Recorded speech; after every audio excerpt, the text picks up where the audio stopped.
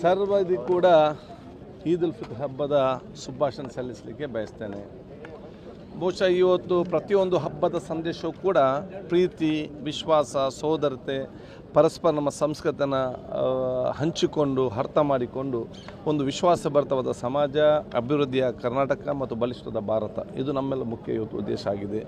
ಇವತ್ತಿನ ಈದ್ ಸಂದೇಶದಲ್ಲಿ ಕೂಡ ನಾವು ನಮ್ಮ ಹಬ್ಬನ ಆಚೆ ಜೊತೆಯಲ್ಲಿ ಇನ್ನೊಬ್ಬರ ಜೊತೆ ಎಲ್ಲ ಜಾತಿ ಎಲ್ಲ ಧರ್ಮದ ಜೊತೆ ನಾವು ಬೆರೆತುಕೊಂಡು ಈ ಹಬ್ಬದ ಸಂಸ್ಕೃತಿಯನ್ನು ಪರಿಚಯ ಮಾಡಿಕೊಟ್ಟು ಸರ್ವರಿಗೂ ಕೂಡ ಸಹಕಾರ ಮತ್ತು ಸರ್ವರಿಗೂ ಪ್ರೀತಿ ತೋರಿಸುವಂಥ ಹಬ್ಬ ಇವತ್ತಾಗಿದೆ. ಕರಾವಳಿಯಾದಂತೆ ನಾವು ಬಹುಶಃ ಇವತ್ತು ಇದನ್ನು ಬಹಳ ವಿಜೃಂಭಣೆಯಿಂದ ಮತ್ತು ಪಾವಿತ್ರತೆಯಿಂದ ನಾವಿವತ್ತು ಆಚರಣೆ ಇವತ್ತು ಮಾಡ್ತಾ ಇರ್ತಿದ್ದೇವೆ. ಬೆಂಗಳೂರು ನಮ್ಮ ಸೋದರ ಬಹುಶಃ ನಾಳೆ ಕರ್ನಾಟಕ ಇನ್ನುಳಿದವೆಲ್ಲ ಪ್ರದೇಶಗಳಲ್ಲಿ ಕೂಡ ಇವತ್ತು ನಾಳೆ ಈ ಹಬ್ಬ ಇವತ್ತು ಆಚರಿಸಿದ್ದಾರೆ.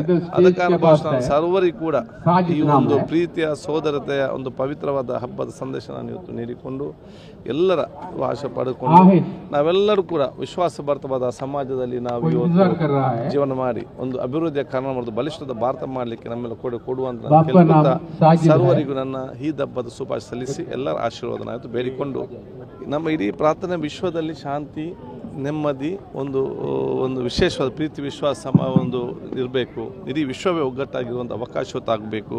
ವಿಶ್ವದ ಯಾವುದೇ ಪ್ರದೇಶದಲ್ಲಿ ಯಾವುದೇ ದೇಶದಲ್ಲಿ ಅದು ಯುದ್ಧ ಆದರೂ ಕೂಡ ಭಾರತ ದೇಶದವರು ಕೂಡ ಇವತ್ತು ಅದಕ್ಕೆ ಬಹುಶಃ ಒಂದು ಮಾನಸಿಕವಾಗಿ ನೋವು ಎಲ್ಲರೂ ಕೂಡ ವ್ಯಕ್ತಪಡಿಸ್ತಾರೆ, ಈ ರೀತಿ ಆಗಬಾರ್ದು ಅಂತೇಳಿ.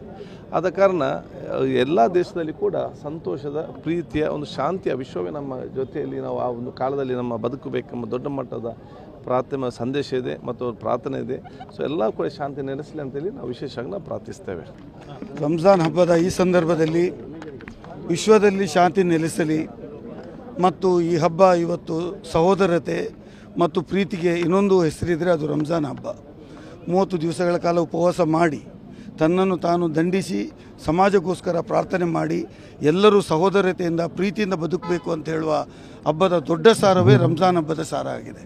ಹಾಗಾಗಿ ಈ ಹಬ್ಬದ ಶುಭಾಶಯವನ್ನು ಎಲ್ಲರಿಗೆ ತಿಳಿಸುತ್ತಾ ಜಗತ್ತಿನಾದ್ಯಂತ ಇರುವಂಥ ಮುಸ್ಲಿಂ ಬಾಂಧವರಿಗೆ ರಂಜಾನ್ ಹಬ್ಬದ ಶುಭಾಶಯ ಹೇಳಿ ಈ ಹಬ್ಬದ ಮೂಲಕ ಏನು ನಾವು ಪ್ರಾರ್ಥನೆ ಮಾಡಿದ್ದೇವೆ, ಪ್ರಪಂಚದಲ್ಲಿ ಶಾಂತಿ ನೆಲೆಸಲಿ, ನಾವು ಸಹೋದರತೆ ಇನ್ನೂ ಹೆಚ್ಚಲಿ ಮತ್ತು ಸಮಾಜದಲ್ಲಿ ಒಳ್ಳೆಯ ಬಾಳು ನಮಗೆ ಬಾಳುವಂತೆ ಆಗಲಿ ಅಂತೇಳಿ ಈ ಹಬ್ಬದ ಸಂದರ್ಭದಲ್ಲಿ ಶುಭ ಕೋರ್ತೇನೆ.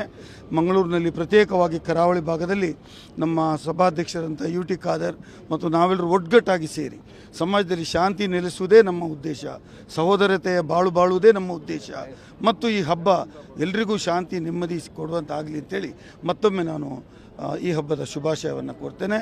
ಎಲ್ರಿಗೂ ಈದ್ ಉಲ್ ಫಿತರ್ನ ಶುಭಾಶಯ.